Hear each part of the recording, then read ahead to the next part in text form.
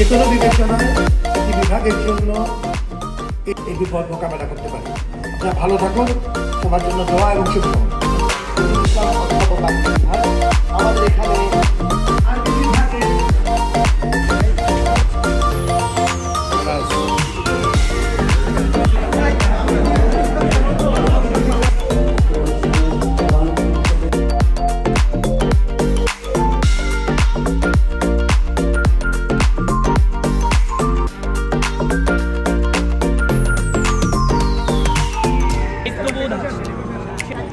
আমি খুব দেখতে পারতাম না, জুলাই বিপ্লব আমাদেরকে এই সুযোগটা করে দিয়েছে।